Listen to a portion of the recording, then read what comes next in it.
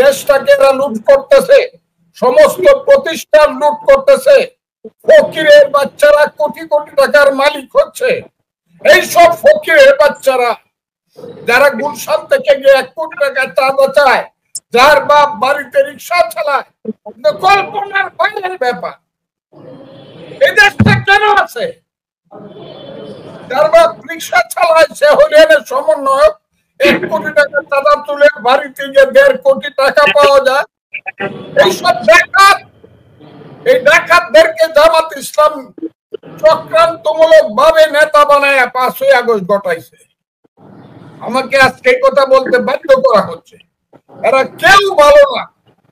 ওই যে ইউনূস যাকে মাস্টার মাইন্ড বলছিল, আজকে দেখলাম অস্ট্রেলিয়াতে তার টাকার পাহাড়, তার ভাইয়ের কাছে টাকা চলে গেছে। এই যে সজীব ভুঁইয়া, এরা মানুষের বাচ্চা কিনা? এদেরকে মানুষ গরুর রাখাল রাখবে কিনা? মুরাদনগরে গরুর রাখাল।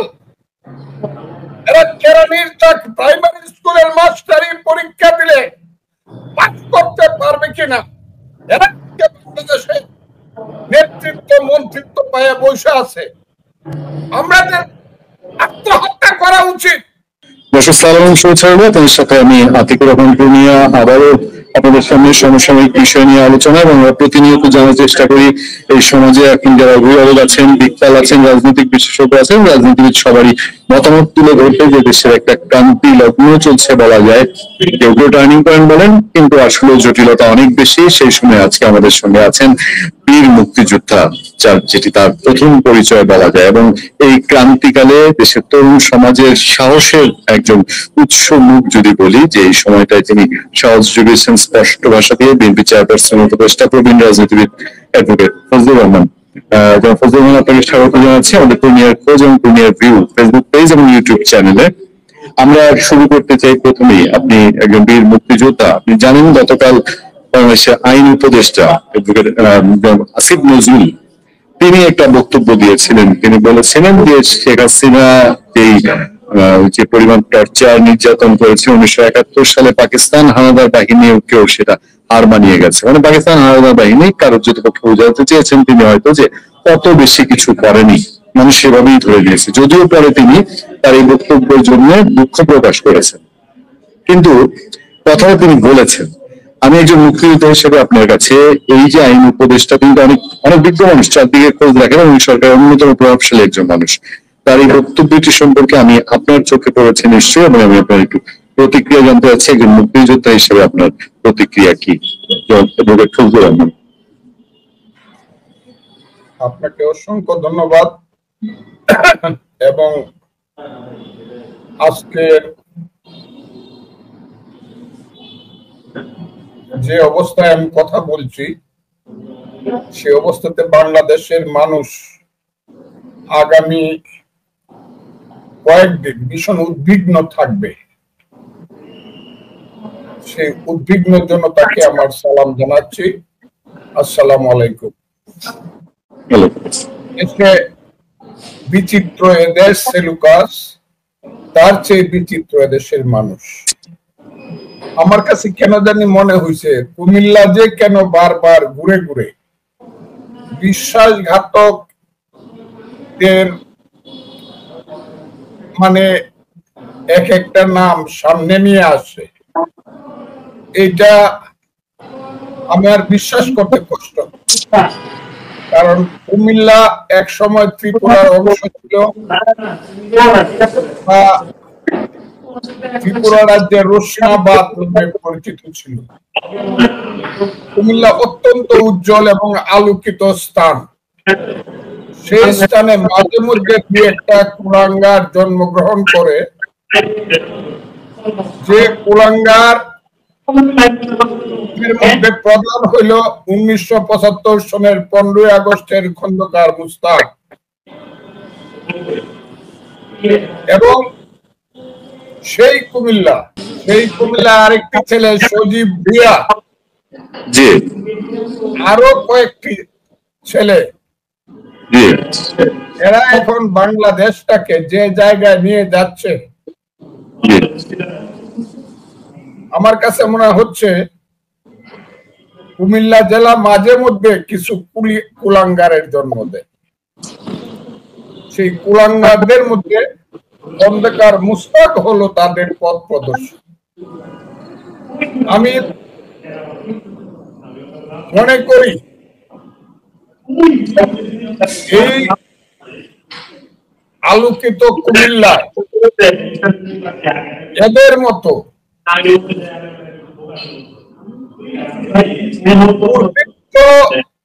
চরিত্রের লোক, নিচ প্রকৃতির লোক জন্ম দেওয়া ঠিক হয় নাই। আসিফ নজরুল যে কথাটি কালকে বলেছেন, আমি অধ্যাপক আসিফ নজরুলকে খুব ভালো জানতাম। আমি জীবনে একদিন তার সঙ্গে ঘনিষ্ঠভাবে কথা বলেছি, একদিন। আবার তাকে সহযোগিতা করেছি আমি অনেক দিন। সে নাও জানতে পারে তখন আমি আইনজীবী, 1992-93 সন, তখন সে গোলাম আজমের গণ আদালতের বিচারকে নিয়ে রাষ্ট্রদ্রোহ মামলায় পড়ে। তার নাম ছিল তখন নজরুল ইসলাম। সেই নজরুল ইসলাম লোকটিকে আমি দেখলাম প্রথম। তখন মনে হয়েছিল সাংঘাতিক ধরনের মুক্তিযুদ্ধের বঙ্গবন্ধুর পক্ষের লোক। সর্বক্ষণ গাজীউল হক সাহেবের বাসায় বসে থাকতো ভাষা সৈনিক গাজীউল হক, কারণ গাজীউল হক ছিল ওই আন্দোলনের অন্যতম প্রধান নেতা, আমাদের সেই মহান শহীদ মাতা জাহানারা ইমামের সঙ্গে।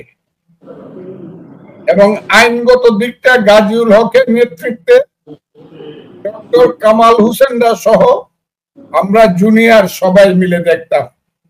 সেই থেকে তাকে চিনতাম, বোধহয় লোকটা খুব ভালো ভালো রেজাল্ট করছে। মুক্তিযুদ্ধ নিয়ে তিনি যে কথাটা বললেন আমার খুব কষ্ট লাগছে। ও তো শিশু ছিল মুক্তিযুদ্ধের সময়, কারণ 1965 সনে জন্মগ্রহণ করেছে।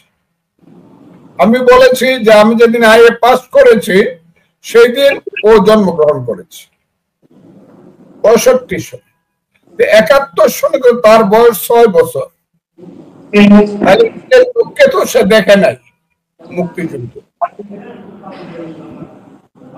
সে 51, সে 2024 সে অন্তরালে থেকে শিক্ষক হিসাবে নেতৃত্ব দিয়েছে। এখন যে মন্তব্যটি মুক্তিযুদ্ধ সম্পর্কে সে করেছে, আমি সে বলতেছি তাকে এই কারণে যে আমি যদি আইএ পাস করে বিয়ে করতাম তার মতো বাচ্চা হইতো আমার। যা হোক, অনেকে আইএ পাস করে বিয়ে করে, আমি করি নাই। আমি খুব খারাপ লেগেছে কালকে পরে মনে করলাম যে তার দ্বারা এই ধরনের কথা বলা অসম্ভব নয়।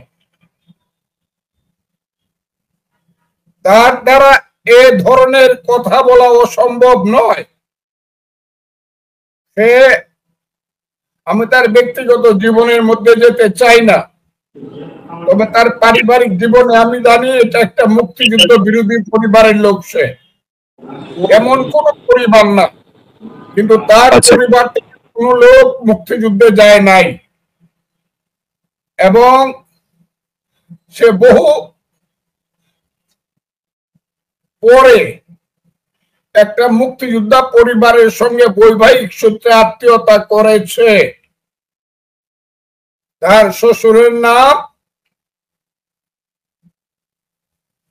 আমার খুব প্রিয় সাহিত্যিক, আমার বন্ধু, তিনি আমার চেয়ে 1.5 মাসের ছোট,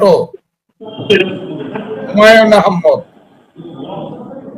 যে কোনো ভাবে বিয়ে করতে, আমি তাকে জিজ্ঞাসা করি তাইলে সে যে কথা বললো, হুমায়ুন আহমদের যে বাবা যে মৃত্যুবরণ করেছে পিরিজপুরের এসডিপিও হিসাবে, তাকে কিভাবে দেখে। আর এই ধরনের কথা যারা বলে জীবনে কোনোদিন ক্ষমা পাবে না, ওই 24কে যারা 71-এর সাথে মিল করতে চায়, অথচ যারা বলে যে শেখ হাসিনা 71-এর চেয়েও খারাপ কাজ করেছে, তারা হলো বাঙালি জাতির বিশ্বাসঘাতক।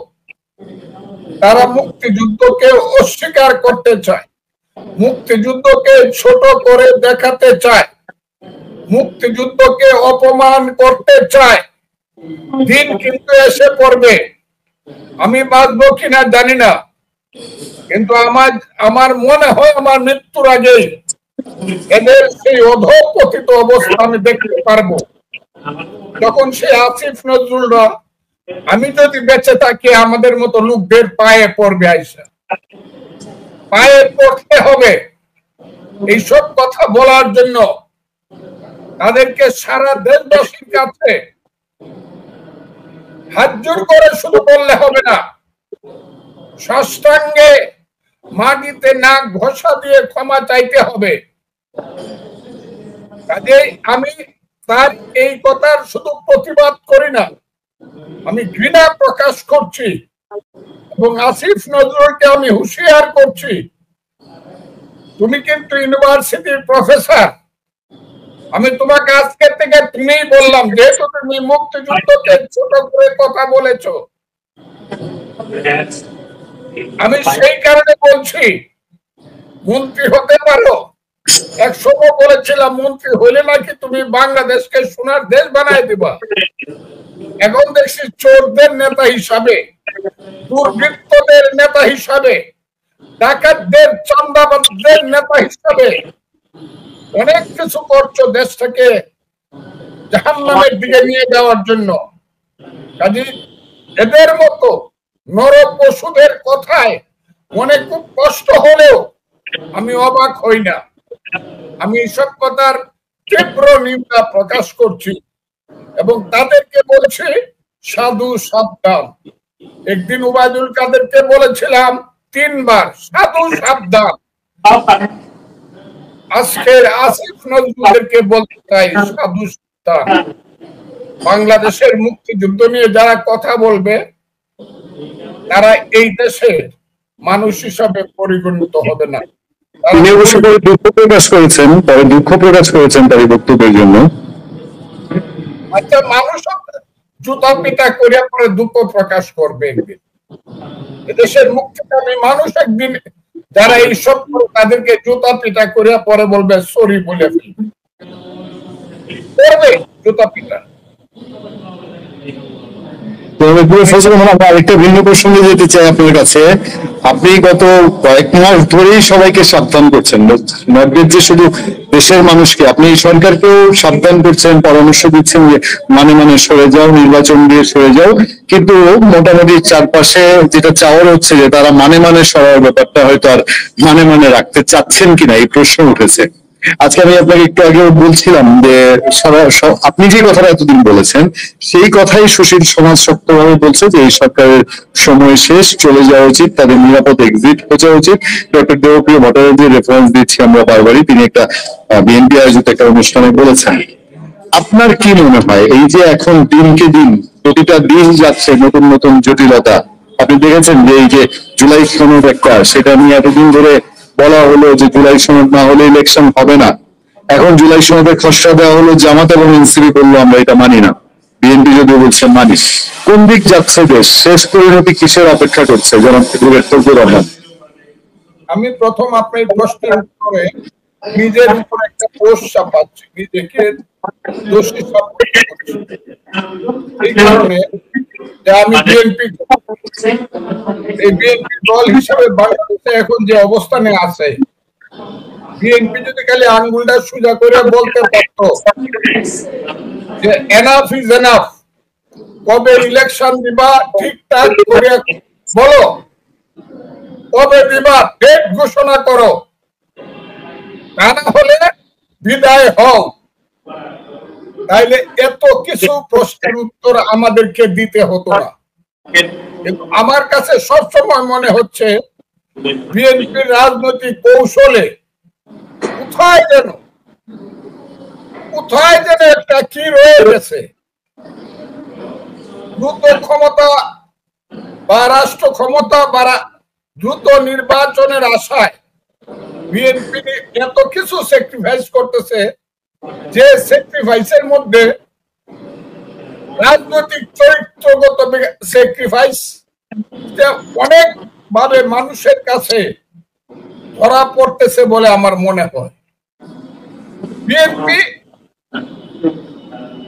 রিয়েল প্রশ্নে, জাতির প্রশ্নে, জাতীয় স্বার্থের প্রশ্নে এত বেশি ধৈর্যশীল হওয়া উচিত হয় কিনা আমি জানি না।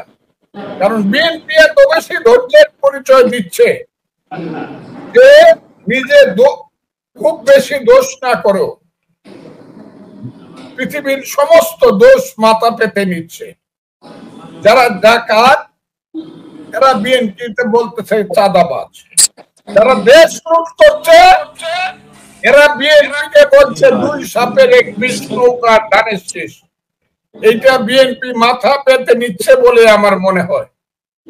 সেই বিএনপি আজকে এত কিছু কম্প্রোমাইজ করার পরেও যখন জুলাই সনদ তারাই মানতে চায় না, 24 ঘন্টার মধ্যে বলা উচিত দূর হোক, দূর হোক।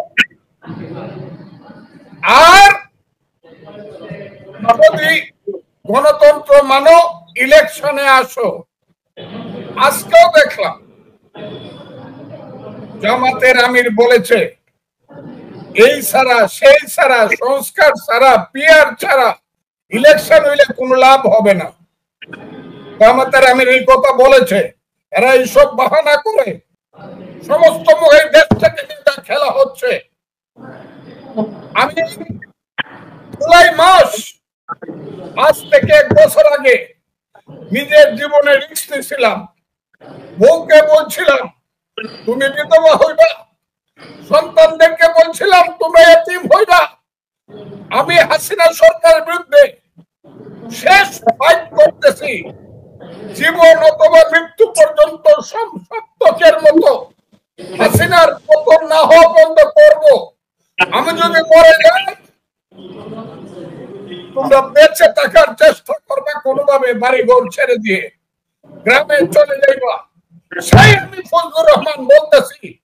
আমি যেন নিজেকে আজকে মহাপাপী মনে হয় এইসব দুর্বৃত্তদেরকে জন্য তাদের হাজার হাজার কোটি টাকা তৈরি করে দেওয়ার জন্য আর আজীবন ক্ষমতায় থাকার জন্য এইসব দুর্বৃত্তরা নানা ধরনের বাহানা করিয়া এই দেশের গণতন্ত্রকে হত্যা করতেছে, এই দেশের মনুষ্যত্বকে হত্যা করতেছে, এই দেশের বিবেককে হত্যা করতেছে, এই দেশের শিক্ষা থেকে ধরে মনুষ্যত্ব সবকিছুকে হত্যা করে দিচ্ছে তারা। মিথ্যাবাদী চোর। একটা মিটিং এ 10টা লোক হয় না, 900 পুলিশ গাজীপুরে তাদেরকে পাহারা দেয়। এরা কোন মহারাজার ছেলে? ফকিন্নির ছেলেদেরকে এইভাবে পাহারা দিতে হবে? ফকিন্নির ছেলেরা মহারাজার ছেলের মতো পাহারা দিতে হবে এদেরকে? এদেশে আর্মি পুলিশের আর কোনো কাজ নাই? আর্মি পুলিশকে একদিন জবাবদিহি করতে হবে এইসব দুষ্কর্ম যারা করে তাদেরকে পাহারা দেওয়ার অপরাধে। কাজে আমি আজকে খুব ক্লিয়ারলি বলতে চাই আপনার কাছে, যারা ওইসব সনদ টনদ কিছু না, জুলাই সনদ হোক আর আগস্ট সনদ হোক, যত সনদই হোক, এদের মতো চোর ডাকাত বকবাস টুটরা হাইজাকার দুর্বৃত্ত তাদের সনদ দিয়ে কোনো কাজ হবে না। এরা নিজেরাই অমানুষ, নর পশু, নরাদম। এদের কিসের আবার সনদ? এরা কি কবে পলিটিক্স করছে? কে পলিটিক্স করছে এই দেশে? আমি দ্রুত ইলেকশন হবে, যে দল মেজরিটি হবে সে দেশ চালাবে, সে সংস্কার করবে। আর প্রত্যেক দিন আলী রিয়াজের মতো একটা মার্কিন ষড়যন্ত্রকারী নাগরিকের কথা বড় বড় পত্রিকাতে দেখতে হবে, খুব খারাপ লাগে। কিন্তু ওইটা বলবে ওইটা বলবে, আর বিএনপি মিনমিন মিনমিন মিনমিন, একদিন গরম কথা বলবে মহাসচিব, আরেকদিন দেখা যাবে ঠান্ডা পানিপাতের মতো কথা বলতেছে। বিএনপির কাছ থেকে মানুষ এটা শুনতে চায় না, বিএনপির মহাসচিবের কাছ থেকে, বিএনপির স্থায়ী কমিটির সদস্যদের কাছ থেকে এইসব শুনতে চায় না। This is not a parliament যে একটু বাইরে আসলাম অভিমান করিয়া আবার ওখানে গেলাম, এই রংডং দেখতে চায় না মানুষ বিএনপির কাছ থেকে। রংডং বাদ দেন, বিএনপি রাস্তায় নামেন। রাস্তায় না নামলে আমি একটা কথা খুব ক্লিয়ার বলি, বিএনপি কে জনপ্রিয়তা চিরদিন কারো থাকে না, একজনের পকেট থেকে হাঁটতে হাঁটতে জনপ্রিয়তা অন্যজনের পকেটে চলে যায়। এটা যারা বিশ্বাস না করে তারা ইতিহাস জানে না, তারা রাজনীতি জানে না। কাজে বিএনপি কে বলবো সাবধান, সাবধান। মিটমাট করে কম্প্রোমাইজ করে পলিটিক্স যদি করতে চান তাহলে সেই পলিটিক্স কিছুদের জন্য পাওয়ারে যাইতে পারবেন, কিন্তু সেই পাওয়ার হবে বনি সদরের পাওয়ার, ইরানের ৭৯ সনের বনি সদরের মতো ১.৫ বছর পরে লাত্তি মারিয়া বাইক করে দিব, আর জীবনে আসতে পারবেন। এটা হলো আমার কথা। ইলেকশন হতেই হবে, বিএনপি কে সঠিক দায়িত্ব নিয়ে কাজ করতে। আমি সবশেষ এসে একটা বিষয় আপনার একটু নজর আশা করবো, সরকার ১ বছর পূর্ণ হতে যাচ্ছে, আর মাত্র ২-৪-৫ দিন ৫-৭ দিন দেরি আছে। এই ১ বছরে সরকারের সফলতা ব্যর্থতাও যদি না বলি, যে এই সরকারটা কেমন চললো, নাম্বার 1। নাম্বার 2 হচ্ছে একজন মানুষ, একটা ব্যক্তিত্ব, সেটা হচ্ছে ডক্টর মোহাম্মদ ইউনূস।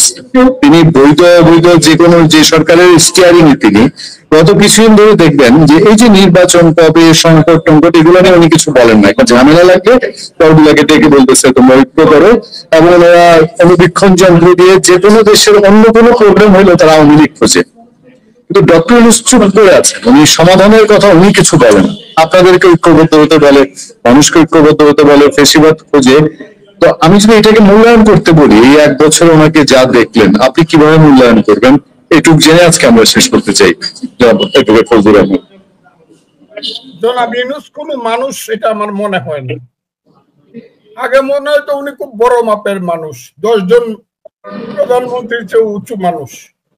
এই কথাটি বোধহয় আমার সঠিক ছিল বলে এখন আর মনে করি না। আমি জনাব ইউনূস কোন মানুষ না, হয় উনি মহামানুষ, না হলে দুইটার যে কোনো একটা। তাহলে দেশে যা ঘটছে উনার মুখ থেকে সঠিক কোনো কথা এখন পর্যন্ত শুনি না। কালকে আমার মনে হয়েছে এটা কি দেশ, এটা কি দেশ? একটা মায়ের ছেলে হারিয়ে গেছে, না মরে গেছে, না পড়ে গেছে। সেই মাইলস্টোন স্কুলে এখনো ৬৭ জন ছেলের খোঁজ পাওয়া যায় না, এরা কোথায় আছে? ইউনূস সাহেব কোনো কথা বলেন না। উনি কি মানুষ? উনার মধ্যে মনুষ্যত্ব বিবেক আছে? হ্যাঁ, উনি মন্ত্রিসভার মিটিং এ বসে কমলার জুস খায়া হাসি দেন। কাজে ওনাকে আমার মনে হয়েছে যে কোন সুখ কোন দুঃখ ওনাকে স্পর্শ করে না, উনি মহামানুষ, তা না হইলে উনি শয়তান। আমার কাছে মনে হয় ইউনূস সাহেবের অধীনে বাংলাদেশের কোনো কাজ নাই। ইউনূস সাহেবের বাংলাদেশ নিয়ে কোনো কাজ নাই। এনাফ ইজ এনাফ, আমি কথাটা বললাম। ইউনূস সাহেব যদি ইলেকশন দিতে পারে দিবে, this time he should leave the power, leave the government. মানুষ আছে এই দেশে, দেশ চালানোর মতো বহু মানুষ আছে, বহু মানুষ আছে। আঙ্গুলের ইশারায় দেশ চলবে, নিউট্রাল একটা ইলেকশন হবে, যে ইলেকশনে মানুষ প্রশ্ন তুলতে পারবে না, যেটা একটা নিরপেক্ষ ইলেকশন হয় না। ইউনূস সাহেবকে এটা ছেড়ে দিতে হবে। আর ইউনূস সাহেব যে এখন যেটা করতেছে, উনি চক্রান্তের খেলায় যুক্ত এবং সমস্ত চক্রান্তকারীরা দেশে বিদেশে উনার সাথে আছে। আমরা জানি না আর কত রক্তপাত হলে মানুষের মধ্যে আর কত সর্বনাশ হলে দেশে এইসব দুর্বৃত্তরা যারা নেতৃত্বের নামে সারা দেশব্যাপী লুণ্ঠন করতেছে, চাঁদাবাজি ধান্দাবাজি সব করতেছে, ব্যাংক লুট করতেছে, যারা সিলেটের সমস্ত ব্যবসা লুট করিয়া, হাউজিং ব্যবসা লুট করে শত শত কোটি টাকার মালিক হইয়া এই চোর ডাকাইতের দল ধর্ম ব্যবসার নামে ঈদের সময় গ্রামে গ্রামে বিনা পয়সায় গরু বিলি করে, সেই সব লোকেরা আবার বিএনপি কে বলে দুর্নীতিবাজ। ওই থেকে কবে সত্য বেরিয়ে আসবে, আসল সত্য। যাদের কিছুই নাই, প্রত্যেকের বাড়িতে দালান আছে, আর বলে আল্লাহ আমাকে দিছে। অনেকটা জানি ভিক্ষুক ছিল, জামাত ইসলাম করে বিল্ডিং, প্রত্যেক বাড়িতে বিল্ডিং। তারা সব জামাতের নেতা, টুপি মাথায় দিয়া, সাদা পোশাক পরিয়া, পাঞ্জাবি পাজামা পরিয়া, যে কারণে নাম দিছে জামাতে ইসলাম। অনেকে বলে তার নাম নাকি জামাতে ইসলাম, মানে শুধু জামার মধ্যে ইসলাম আছে, আর তা না হলে তাদের কিচ্ছু নাই। তারা সব লুট করতেছে বাংলাদেশে। আমার কথাটা কি আপনাকে বুঝাতে পারি? অর্থ জামাতে ইসলাম মানে শুধু জামাটা দেখলে মনে হয় যে ইসলামী পোশাক, জামাতে ইসলাম। তারা এই দেশটাকে সর্বনাশ করতেছে, এই দেশটাকে খুব সাবধান। আমি সবসময় বলি, আমি নাও থাকতে পারি, জামাত যে সর্বনাশ ৭১ করছিল, সে ভাবছে ডাবল সর্বনাশ এখন বাংলাদেশের জামাত করতেছে। ইলেকশন করলে ৫% ভোট পাইব না, ইলেকশন করলে জামাত বাজেয়াপ্ত হবে ৯০% ক্যান্ডিডেটের। সেই কারণে ইলেকশনে যাইতে তারা নির্লজ্জ। যারা বলে ৩০ লাখ লোকের মিটিং হয়েছে, ইলেকশনে গিয়ে দেখেন তো ৩০ লাখ ভোট পান কিনা সারা দেশে। সেই জামাত ইসলাম তারা এখন ফেরত চলছে, কি বলে আমিরে জামাত। শুধু আমিরে জামাত বলে না, ওলিয়া কামেল নিয়ে আরো কি বলে, ইচ্ছা কিন্তু বলে দেব সব। প্রত্যেকে আমার ইচ্ছাও বলো তোমরা, দেখি যে ফজলুর রহমান জন্মগ্রহণ করছিল 48 সনে, কোন বাপের ঘরে ছিল, কিভাবে লেখাপড়া করছে, এমপি ছিল, মুক্তিযোদ্ধা কমান্ডার ছিল, অমুক ছিল, তমুক ছিল, নেতা ছিল। ফজলুর রহমানের বাড়ি আছে না, ঘর আছে নাকি? তোমরা যে করে বলিয়া কামেল, তোমাদের ৬টা বাড়ি কিন্তু আমি দেখাই দেব কিভাবে করছো। এইসব দুর্বৃত্তরা যারা শুধু প্রচারের মধ্য দিয়ে নিজেদেরকে ওলি আল্লাহ প্রতিষ্ঠিত করতে চায়, এদেরকে মুখোশ কিন্তু খুলে দিব। ব্যর্থতা হলো আমার দল বিএনপি, এইখানে ব্যর্থতা। হ্যাঁ, বিএনপিতে ভালো মন্দ মিলে মানুষ আছে, কিন্তু বিএনপি দুর্বৃত্ত না। বিএনপির মধ্যে মায়া আছে, মমতা আছে। বিএনপির মধ্যে মানুষের প্রতি তার টান আছে, ভাইয়ের প্রতি ভাইয়ের যে মায়া মমতা সবটা আছে। আর অন্যরা শুধু ধর্মের নামে জামাতে ইসলাম, সেই ইসলামের নামে তারা যা করতেছে, ইসলাম ব্যবসার নামে, এর থেকে দেশকে মুক্ত করতে হবে কথাটা। আর ইলেকশনটা দ্রুত হতে হবে, নাহলে দেশ বাঁচবে। খুব ক্লিয়ার কথা। অনেক অনেক অনেক অনেক ধন্যবাদ ও কৃতজ্ঞতা জনাব ফজলুর রহমান। এবং আমরা আপনার সাহসী বক্তব্য এবং সময়ের সাহসী বক্তব্য নিশ্চয়ই একটি ইতিহাস হয়ে থাকবে এই প্রজন্মের প্রতিবাদী, এই প্রজন্মের কাছে। এবং আপনি আপনার মুক্তিযুদ্ধের যে চেতনা, সেটি দিয়ে যে সাহসিকতা এই বয়সে আপনি দৃষ্টান্ত স্থাপন করেছেন, নিশ্চয়ই ইতিহাসে এটি লেখা থাকবে। আমি আবারও ধন্যবাদ এবং কৃতজ্ঞতা জানাচ্ছি। আপনি আমাদের কাছে আছে যে বারবার আমি বলছি জামাতের অবস্থানের, অর্থনৈতিক অবস্থানের কথা। আপনারা যারা সাংবাদিক আছেন তারা দয়া করে বাংলাদেশের অন্যতম সবচেয়ে ধনী জেলা, বিদেশ থেকে যেখানে টাকা আছে এবং যেখানে হাউজিং ব্যবসা হলো সবচেয়ে রমরমা, সেই ব্যবসাটা কাদের হাতে এবং তারা কিভাবে করে, হোটেল ব্যবসা, ক্লিনিক ব্যবসা, এগুলো দয়া করে একটু খোঁজ নেন। আমি এমনি বলি না কাউকে ছোট করার জন্য। তারা আবার বলে হ্যাঁ সুই রে ভাই গায়ে কত সেদা, এগুলো খোঁজ নেন, আবার দেখা দিব কে ফকিন্নির পুত আমার বাড়িতে ভাত খায় বড় হইছে, পানি ভাত খায়া সে এখন বাঁচতে গরু বিলায় ঈদের সময়। টাকা নাই, পয়সা নাই, ইনকাম নাই, কে দেয় টাকা জামাত ইসলামকে? কোথেকে আসে? ওই যে মুক্তিযুদ্ধের বিরুদ্ধে টাকা আনছে সৌদি আরব থেকে, ইরান থেকে, ইরাক থেকে, মধ্যপ্রাচ্য থেকে গোলাম আজমরা, সেই টাকা লুট করার টাকা, সেই অনুদানের টাকা আজকে বাংলাদেশকে সর্বনাশ করে। জি জি, ধন্যবাদ। আবারও দর্শকদের পক্ষ থেকে অসংখ্য ধন্যবাদ।